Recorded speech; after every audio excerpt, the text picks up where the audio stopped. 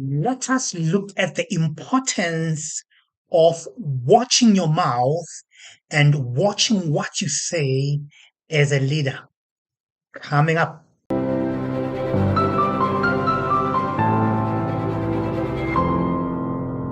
A rank or a position does not confer or grant privilege. It is a responsibility.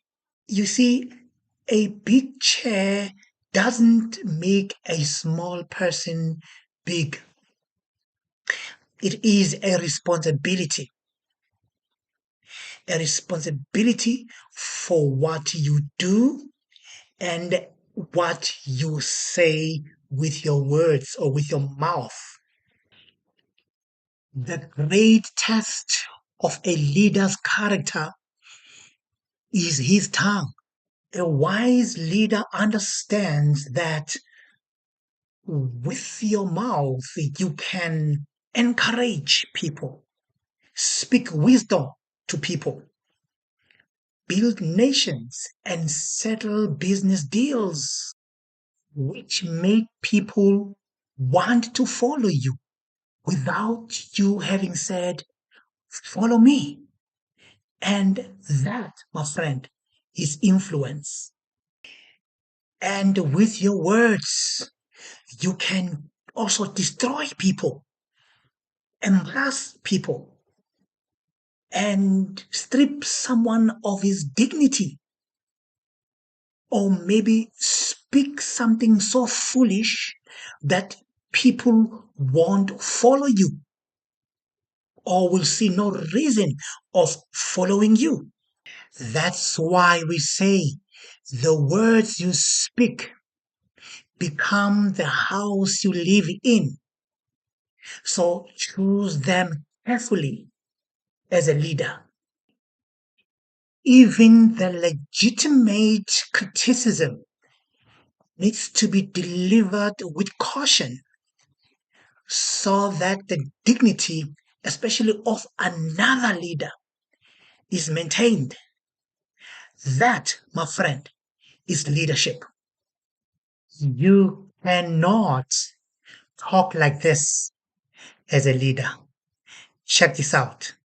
In defense of our president, we went to Parliament and opened an ad hoc committee and said a swimming pool is a fire pool. Yabona swimming pool leyo data sayichinja sathi fire pool. Uminister of police ebile qhopho engaselanga tywala ubona ukuthi lento bubxoki kunzima uexplain ubxoki kaloku. People have lost their careers because of that thing. Yaye constitutional court yathi sivota in two weeks time wabuya umkhweng get judgment enjani wabetha upresident wethu wathi he's not fit for office samnyamezela and lonto ayichuwanga ndim ukuthi he's not fit for office yayibhalwe phansi i-court judgment ilachomi yakhe umkhweng ndiyambona ichomi ngoku bajayiva bobabini andimbazi but umkhweng wakhupha i-judgment wabasa umsholozi samnyamezela namhlanje uthi akakwazi unyamezela upresident.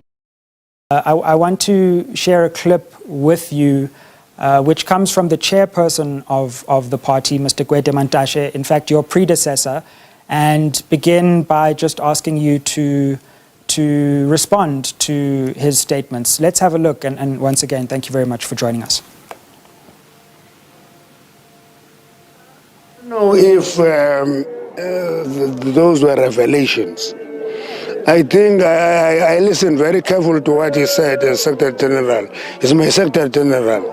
I thought he was carried away by yourselves, guys. He saw your cameras, he got taken away, and he said things he should not have said. To me, it's an issue that we will have to deal with it internally, that when you lead, you count every word you say. If you don't, you catch fire.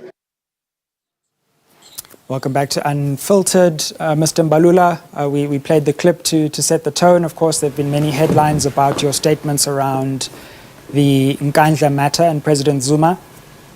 Thank you so much for joining us. Thank you and welcome back. And I wonder how you respond to those comments from your chairperson.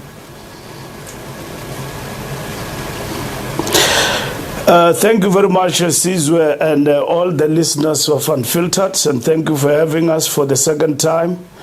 We're coming to you live and direct from Bombela, where we will be hosting. Bombela will be hosting 112 celebrations of the ANC.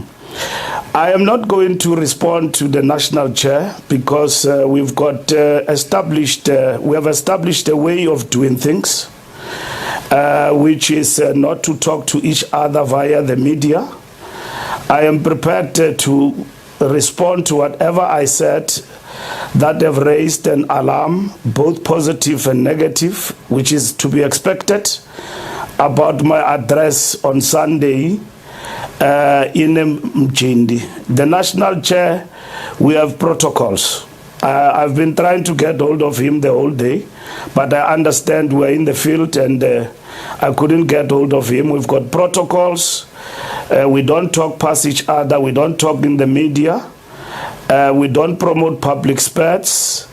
I'm available. I'm around. I'm open to counsel from elders and everyone to give me guidance. I'm not allergic to any criticism. So I am not, in respect of those protocols, going to be the first to break them.